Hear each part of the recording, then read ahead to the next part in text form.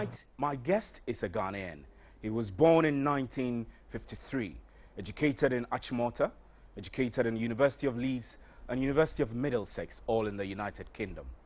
He holds a Bachelor of Science degree in Fuel and Combustion Engineering. He has an MBA and a PhD in Solar Energy Engineering. He was a research fellow at London's prestigious Imperial College of Science and Technology. In 1998, my guest returned to Ghana as Energy Policy Advisor to the government of Ghana and subsequently as Executive Director of the National Energy Board. He went on to serve in various capacities in the private sector and in government as well. He played his part in shaping Ghana's political discourse. In 2000, he contested as presidential candidate for the United Ghana movement. My guest tonight on PM Express Personality Friday is Dr. Charles Wireko Brobbey, who is also popularly known as Tarzan. Welcome, sir, to the show, and thanks for inviting us to your home. Thank you. You're welcome. Now, tell us, Dr. Brobbey, the memories you have of Achimota School. Are there known names and faces you reminisce and you miss in your days in Achimota? Well, the memories are very good.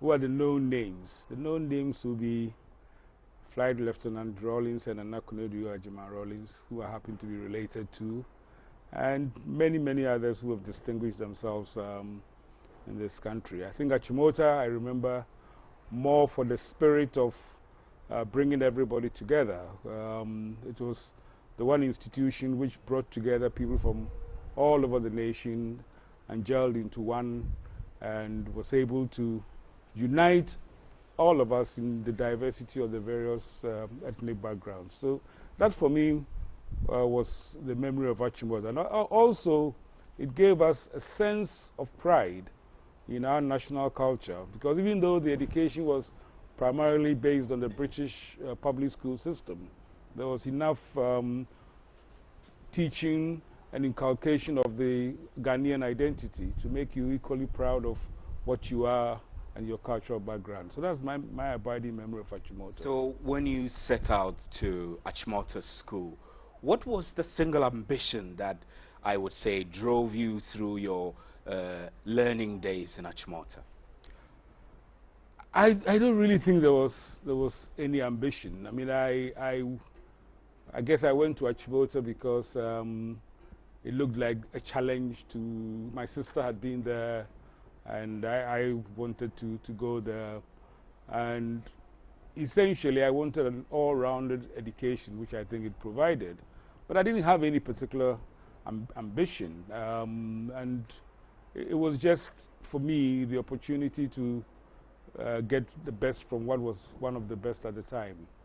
So tell us what kind of family you grew up in. Of course, you just mentioned that your sister was in Achimota, which meant that it was kind of a family tradition to go to Achimota, I guess. So tell us briefly the environment you grew in. It was sort of a family tradition in the sense that my mother had been to Achimota many years ago.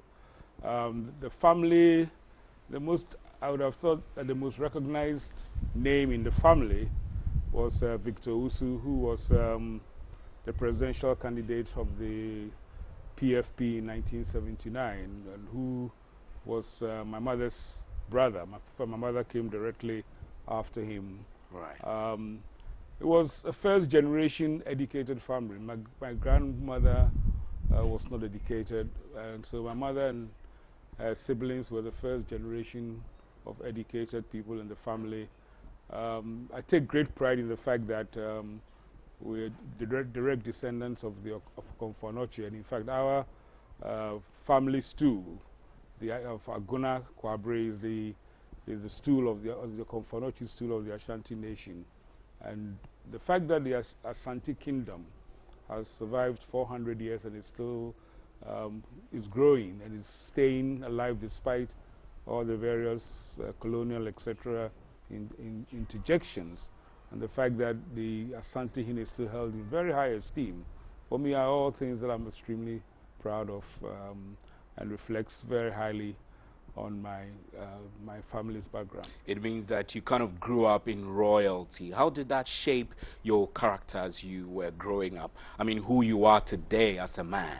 I don't think it had any real impact. I mean, I knew I was descended from royalty, but I didn't really play the court life, if you like. You know, I lived in Kumasi. It was a family house in Edum, reasonably modest. If I say reasonably modest, the house that I grew in didn't have running water nor inside toilet. So I went to an ordinary elementary school right up to the time I took my common entrance. So there was nothing sort of earth-shattering or privileged about the background. It was fairly ordinary.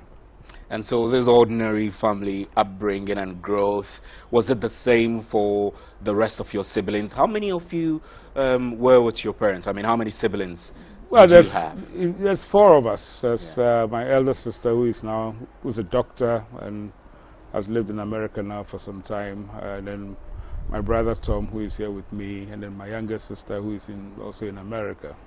But we grew up for the best part of our life in a big, ordinary, when I say family, big family in the big, wider Ghanaian sense. And then later on, my mother was given an official bungalow, and we all lived there. And I guess that was the beginning of our nuclear family life. But what I do remember was the inculcation of the spirit of can-do, hard work, dedication. There are two things I remember about my mother's house, for example. In the 60s, the great craze in the 60s was for people to have wall plaques, you know, and there were two that really stuck in my mind. The first one, I think you might even still find them somewhere. It sort of says, Christ is the head of this house, the unseen guest at every meal, the silent listener to every conversation. And this was, you know, the kind of wall plaque that any decent and person who ascribed to the tenets of Christianity and all of that would have on their wall. But I think that the one that actually made the most impact on me was another one which, you know, simply read that there are those who make things happen.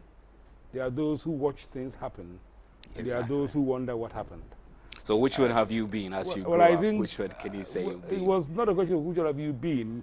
The emphasis was always placed on those who make things happen. And that for me was what, if I want to say what was the biggest influence my mother had on me, it was that influence of saying, making things happen. Don't watch it happen.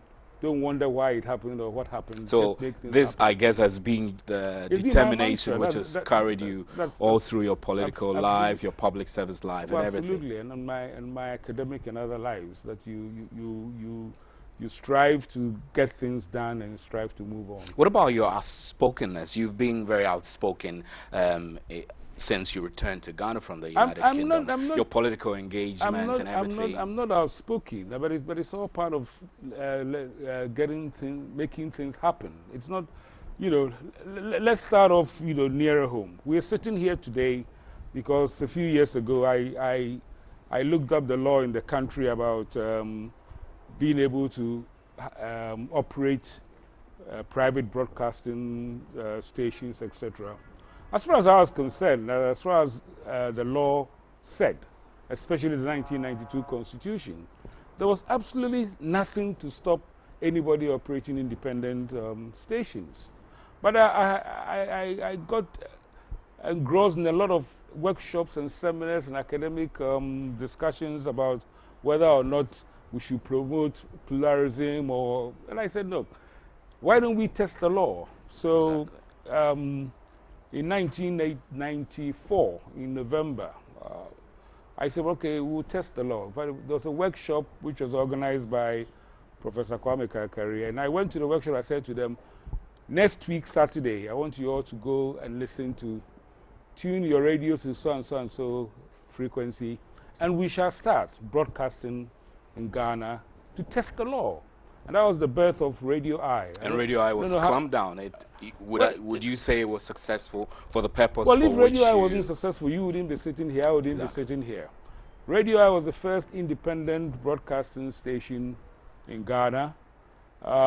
It broke the airwaves. It forced government to actually liberalize because the clamor and the support for it and the fact that we tested the law. For example, how did we test the law? When the equipment of Radio I was seized, government thought that they'd shut us down. But within a week, we went to court and challenged the legality of the equipment being seized. And that started a whole lot of processes which eventually let government allow your station to be formed as the first independent. And now the fact that there are close to 200 FM stations or more and radio stations in this country, and there's pluralism and everybody speaks their mind. The test for democracy in Ghana was whether you could have avenues that people could express their opinions. And so we chose a frequency called 96.2. 96 was for the 1996 elections. 2 was the second democratic elections in the constitutional era. But we also chose it because it was so close to GBC's frequency of 95.7 that at the time with a lot of drift, it was very easy to catch it. But from the confines of my bedroom, we started a revolution that today has spawned democracy and freedom and created an awful lot of jobs and for people like yourself, for Pamela and Stella and all these people who are now enjoying the benefits. But if we didn't test the law at the time, because a law had been passed in 1978 called the Ghana Frequency Law, and the 1992 Constitution said specifically that there shall be no requirement for a license to start a radio or broadcasting medium. So testing that law, making things happen. And in fact, incidentally, that is what led to the name Tarzan. Tarzan, yes. The Minister of Information, Totobi, who is now the chairman of the National Communications Authority, he was Minister of Information at the time. He went to Parliament and said that I was behaving like a modern-day Tarzan, swinging from tree to tree and disturbing the peace of the nation. We thought at the time that was a very useful name to adopt for the purposes of the campaign that we were mounting. And that name had continued to serve you well. Absolutely. And Totobi, several years later, said, "Oh, Tarzan, you ought to pay me some royalties for making the name popular." I said, "No, I wouldn't. You meant to insult me, but it didn't have the right effect." But these are, for me, that is one of the, if I want to talk about the major milestones in my life, that's what it is. The fact that today people speak their minds, people can, there's lots of avenues. The monopoly of GBC is broken perhaps forever. And real democracy in Ghana is going to thrive because, in a country with a high level of literacy, the reading is not really the way forward.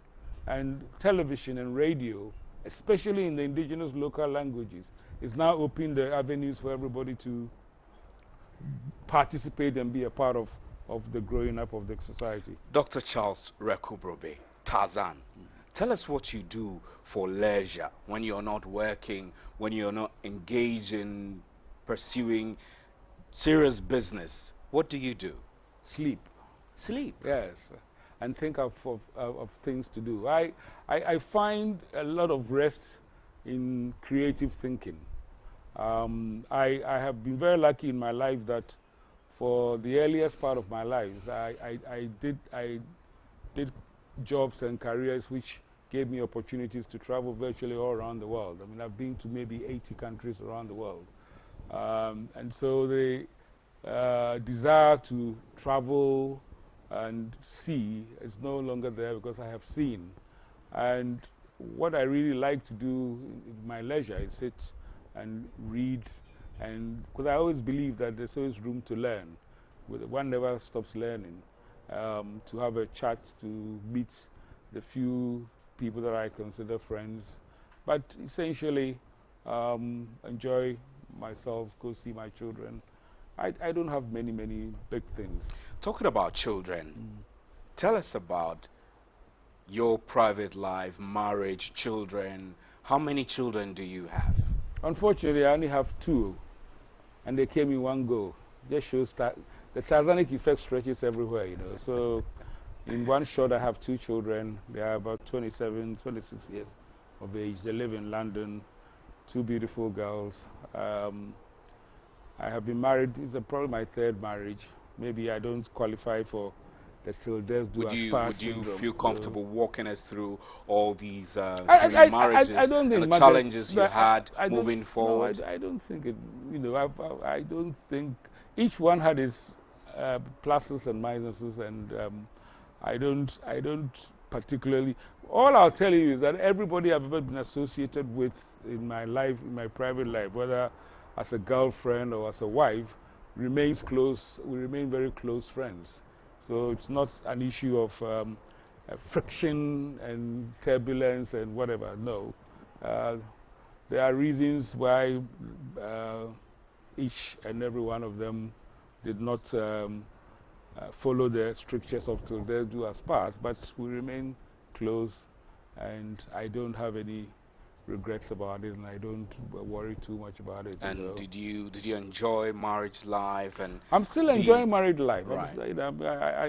I think that, let's put it this way, there are great merits in having very close companions in this world. There's nothing more fulfilling than having somebody to share your life with and to support each other and all of that. And so, you know, I don't see marriage as that great traditional thing of this is the path for procreation. Or I think you marry somebody because you essentially are very close friends and you remain friends, and that's what drives you. So tell us what kind of relationship you have with your family compared to the I don't know whether to say the persona you have in the public eye. What's the, well, you need, how do you contrast you need to have, your family is, you're very close, if you like, contacts, and they know you inside out. The public, you know, the public persona, you are there to serve a particular purpose. You're not there as kind of an image maker to pursue or to show yourself off. My public persona is simply one of achieving tasks that I am asked to or I take on, and you know, I believe in substance, I don't believe in form. But unfortunately, far too much of our society works on form rather than substance, and people will judge you, you know, more on whether you are, quote, a nice person rather than whether you achieve things. You know, like for example, most people will remember my tenure as chief executive of VRA, and they remember, and I remember one time, you know, government established a serious committee to look at VRA's affairs, and you know, the conclusion they came to was that, oh, the man management skills are not okay. And I said, look, I'm not a member of the Institute of Public Relations. Nor was I sent to VRA to go and manage egos. I was sent to VRA to do one thing, to keep the lights on, to make sure that the power system of this country worked. And you know, long after I've left VRA, my abiding, you know, thought and my abiding achievement is the fact that in 2.5 years as chief executive, we never had, or maybe one occasion, did we have a power cut. And that for me is more important for the people of this country. So you would say that your time at VRA was very successful? No, I wouldn't use the word successful. I'm just telling you what is the object of going to run the power authority. So you met your objectives? Absolutely. That is for me is what is important. You know, whether I smiled at everybody or I was, you know, kowtowing to people's personal needs or whatever, was not important for me at the time.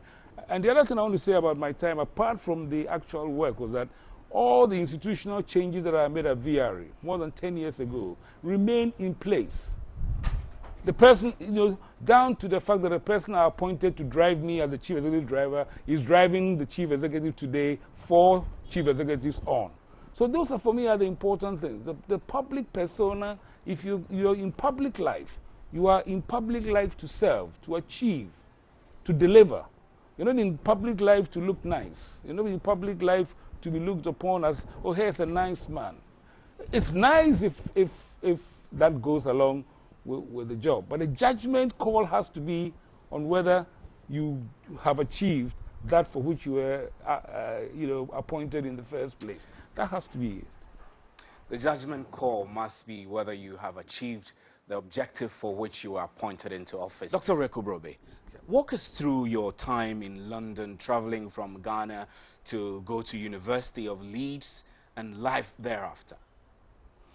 Well, I think I left here, well, at least go to university around in September 1971. I was going to Leeds. My brother, who left at the same time with me, was going to Canada. And we arrived in London. I was met by my mother's younger sister. And then very generously took me shopping to get all the right clothes, because for those of you who know a little bit of England, Leeds is the north of England, cold. At that time, big industrial city, a lot of acid rain, etc. And I got there at the age of 18 alone. But it was a wonderful experience. When I got there, I said I wanted to feel the spirit of the environment in which I was in. And one of the things I noticed was that many foreign students tended to gather together and be on their own and try to almost like reminiscence about what it was that where they were coming from, and trying to kind of keep each other comfort and things. But I said, no, let's get involved with the society here that we have come to. So was there anything in particular which influenced the choice of Leeds? You know, you could have gone to Imperial College, for example. No, I wanted to do, by the time I came to decide on a career, I had actually wanted to do politics, economics, and philosophy. Following in the footsteps of your uncle, I guess. You know, exactly. But my mother wanted me to be an engineer because my father was an engineer. And I remember when I went to Achimota to get my O-level results, and I went to the headmaster and I said, I want to do politics and economics. He said, look, you are in the engineering class, and if you don't want to accept it, you can go away. So I didn't have much choice. And I went to Leeds in particular because the course I wanted to do, fuel and combustion, at the time was only offered by Leeds in the whole of the United Kingdom. So that was what influenced my going to Leeds. And why the choice of fuel and combustion? Because by that time I had formed a view that I wanted to do studies in energy, and in fact I wanted to get into the oil business. So I thought if I did fuel and combustion, and then later on I did geophysics, I could go into the exploration and other business. So that was what drove me there. But as usual, once I got there and I was off the clutches of my mother and those freedom, I started to explore everything else. So I plunged into all the big social life that Leeds could bring. The Leeds and generally England at the time, you know, we used to do things like, there's something that the English do called a pub crawl. You know, yeah. you find the longest street in the town, and you start off at one end, and you go into every public house, you know, or drinking bar, and you drink until you get right to the end. So in an evening. And what was it like as a black African in those days in a place like Leeds? It was very interesting. This is where the Achimota training was very helpful. In fact, because of the British aspect of the Achimota training, there's a lot of English people I met who thought instinctively that I came from an English public school, and they didn't believe that I had never been up there, and this was my first time. Because in Achimota, you watched all the old English movies, the Scotland Yard movies, the Gilbert and Sullivan, the Royal Shakespeare Company. So you were imbibed with a certain culture before you went there. So it wasn't too bad. And the English students were generous to a fault. They did not have an iota of racism in them. In the general town, there was a lot of racism, etc. But the university community the university was totally different. It was a life where one really didn't concentrate too much on the study, but concentrated a lot on the social life. So we got muddled into it in all aspects, in the governance structure of the halls of residence. In my second year at the university, I was elected the president of the hall that I lived in. And then later on, I went on to become the president of the entire student union of 11,000 people. You know, so it was a life of academia, a life of very, very good social life. In the 70s, in the late 70s, when the disco revolution came, my friend and a Nigerian friend of mine and a couple of our lady friends, one of whom became my first wife, formed a club called the Grand Funk. And essentially we had every weekend discos with 2,500 to 3,000 people just dancing. It must have been real fun. Absolutely, a lot of fun. So, that, you know, when earlier on you asked me about what do I do to relax, I've had such a varied and fulfilling life all around that I feel that I should take a rest. So do you still have some of the disco revolution inside you now? I mean, oh, absolutely. Looking back, do you still find time to do leisure activities, dancing, and just last Saturday we went to a friend's 60th birthday and they started playing all the old 60s and 70s stuff. And we were boogieing, except that, of course, at this age, after 2 dances, you have to rest. But, you know, I really got involved in absolutely everything that that was offered in the entire.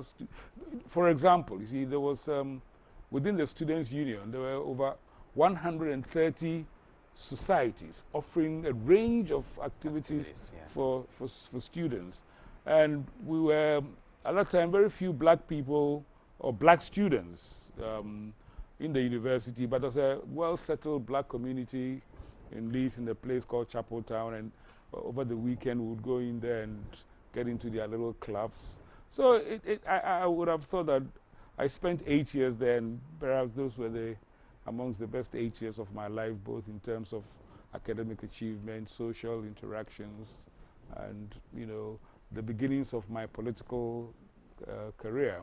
And one thing I actually learned, which has stayed with me, was the fact that as the president of the Students' Union, I had to abide by a written constitution. I had to go by account for my actions at 3 levels, to my executive, to my council, and every Tuesday at 1 o'clock to a general meeting of the student body at which you had to explain every action that you are taking as president, and you did so, and if they were not satisfied, they could throw you out effectively or suspend your position. So the issue of accountability is kind of remained with me very much so, and it was also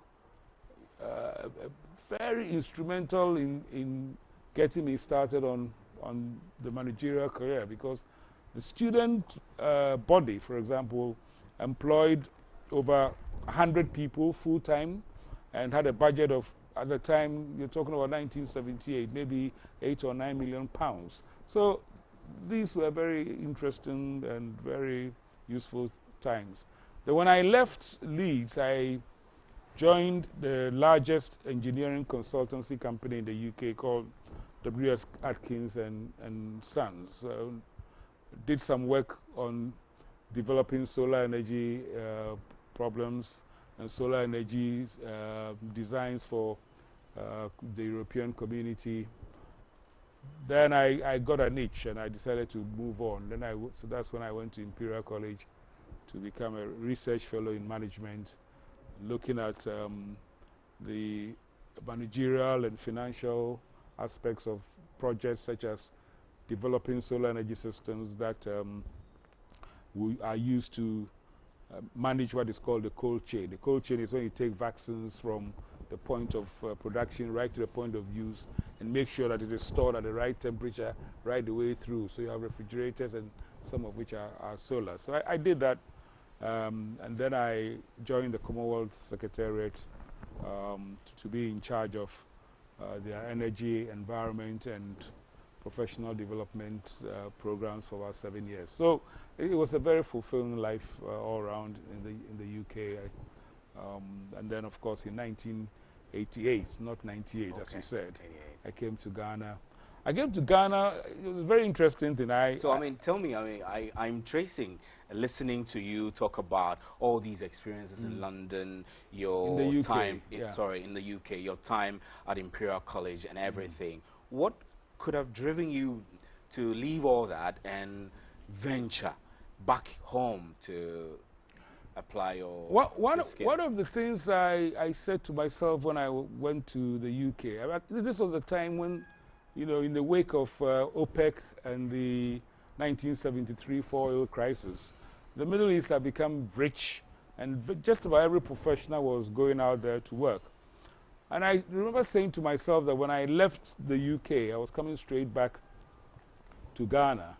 Because, you know, I remember when I was young, when my uncles and their contemporaries went off, within 3 or 4 years, they were back as lawyers, accountants, and came to offer service and also enjoy a very reasonably decent life. So it was never one's intention that you go out there and never come back. The issue was what would be the opportunity to get back into the system. So when I left the Commonwealth, I set up my own private consultancy company to offer consultancy services on energy and environment to various countries. And in February of 1988, I got an opportunity to come and help with the National Energy Board to help them develop a renewable energy program for 6 weeks. So I came in and I worked for 6 weeks very strenuously, and then I left. And I was in London when I got a call from the chairman of the National Energy Board, who at the time is Teresa, who later became the deputy governor of the bank. He said, and also from the then secretary of for fuel and power, to Ahoy. Then they said, listen, so you've come in and you left all this work. Who do you expect to implement it? If we thought we had the capacity to do all of this, we wouldn't have, you know, invited you to come and do the work. So I said, okay, I'll come. So I came in back to do some workshops on solar energy, and then we negotiated terms. But I thought I would make the terms so difficult that nobody would accept them.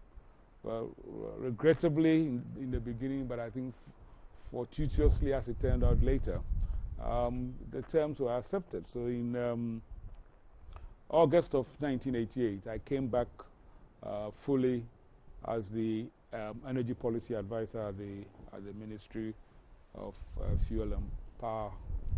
And I had a 6-month contract, but then I never went back. So after about 10 years, I went to the UK to pack my things. And when I got into the room, and I said, anything that I've been able to live without for 10 years, I don't need. So I checked it all out and brought my books. And the rest, as they say, is history. It's history. Yep. It's history. The rest is history. Now, let's move further into your political engagement, which started through activism, I will call it. Yes. In 1992, when the multi-party democracy was reintroduced in Ghana, you played a lead role in joining the MPP and beginning the campaign, which eventually... Well, in fact, when I was, you know, one of the great joys of working for the PNDC was the depoliticized nature of, you know, it was national service in its purest sense of the word.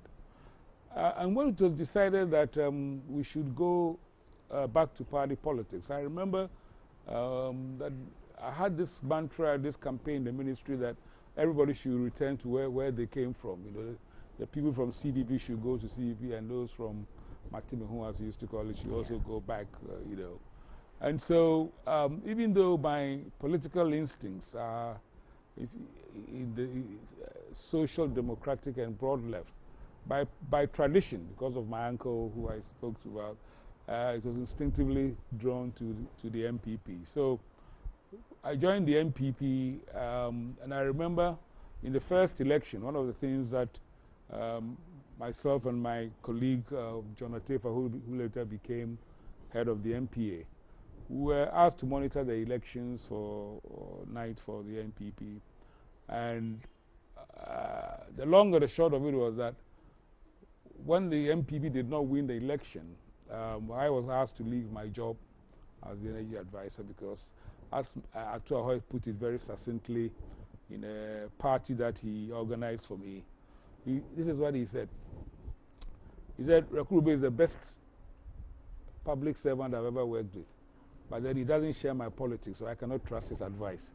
So, which was a very nice way of putting it. But then, so we went off and started the political aspect of the career, of the work. I remember in 1993 or 4, Kwesi Bochwe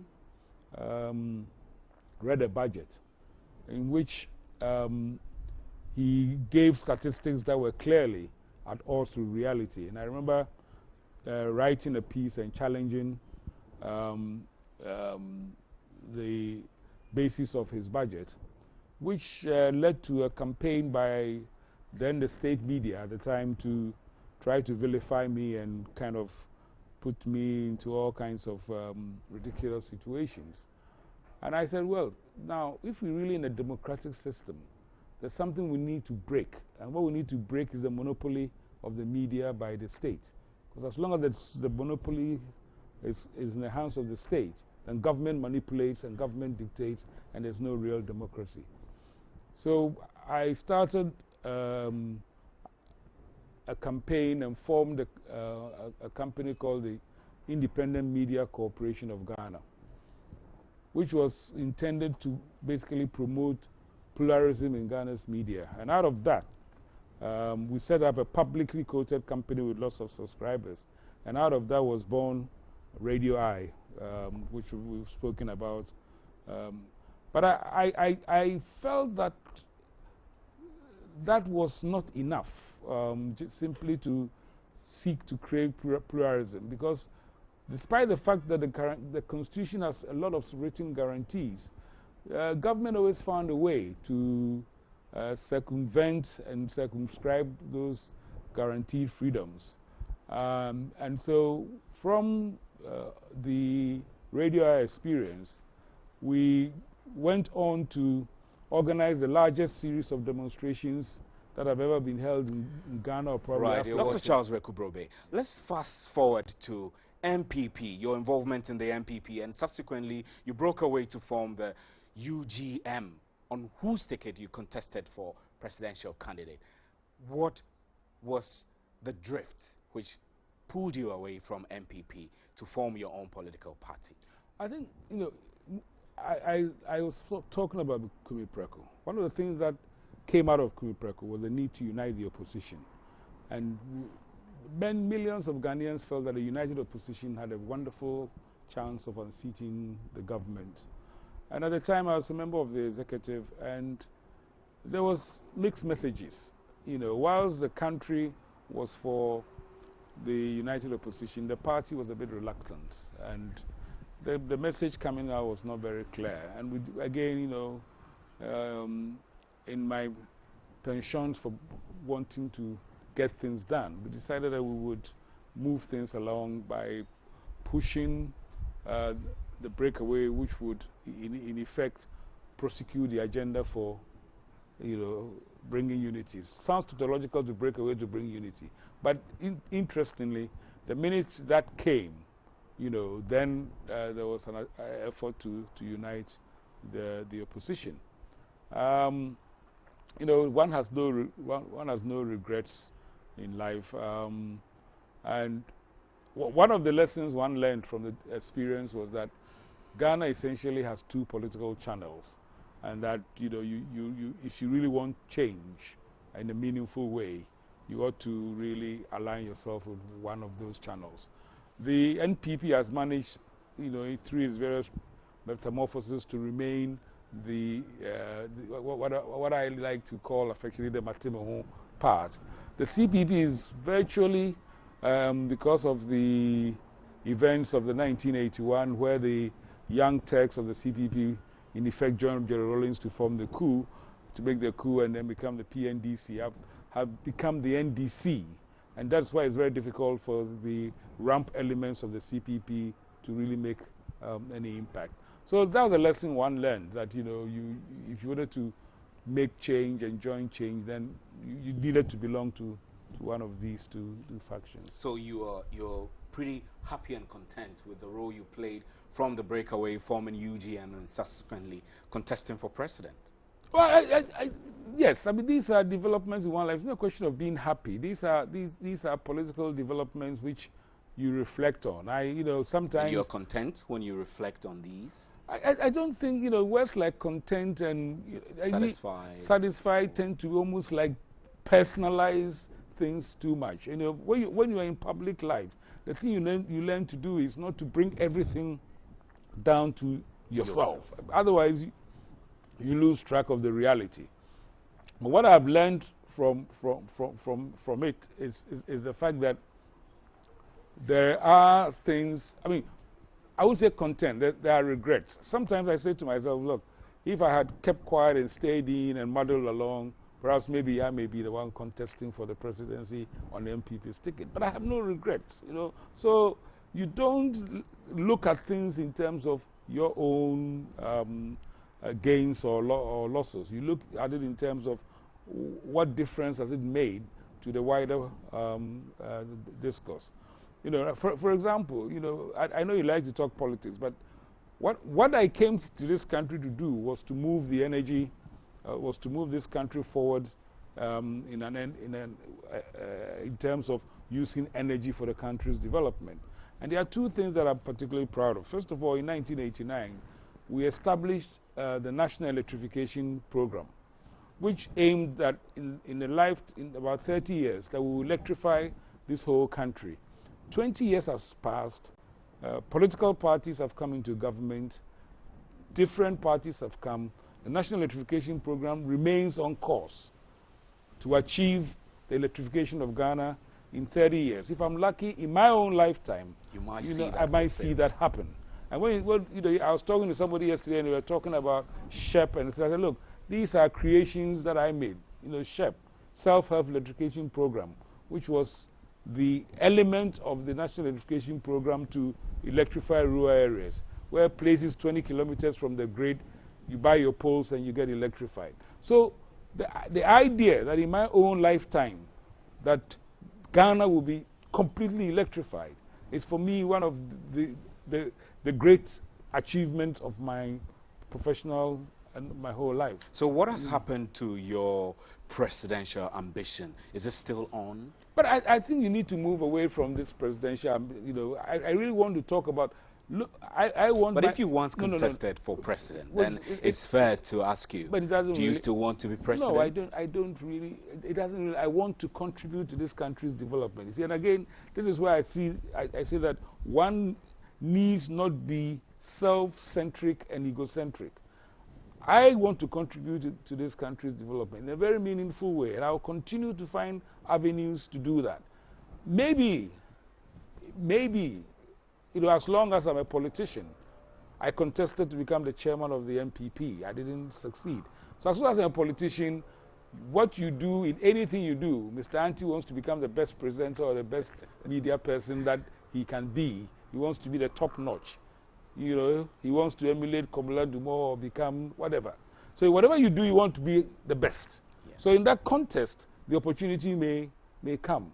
But what I'm saying is that in my very varied life in this country, I can count on things that I have done which have made substantial difference to this country.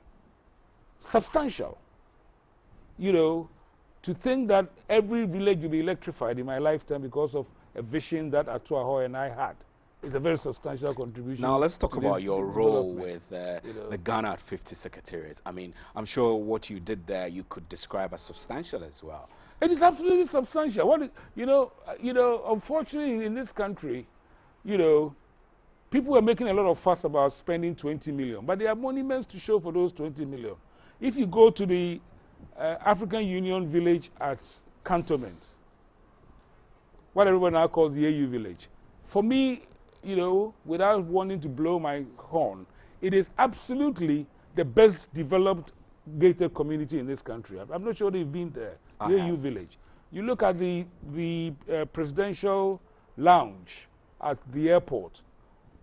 The last time we had a presidential lounge was when Kwame Nkrumah held the OAU in 1965. We didn't have a lodge. That is now one of the great creations.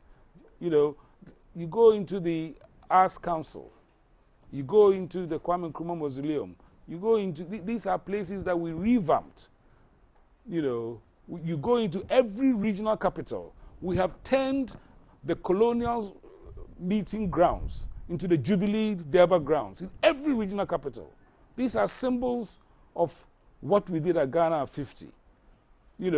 I remember when the new government came in, they tried to celebrate Kwame Nkrumah at 100, but we saw the fiasco and the failure to achieve. So there are things that we ought to be able to, if you like, be happy about. And I remember at the time that we started Ghana at 50, and people said, what are you going to do with 20 million? And I said, we're going to buy cars for the visitors, and we're going to build toilets so that people don't have to pee on the roadside when they are going to wherever they're going to.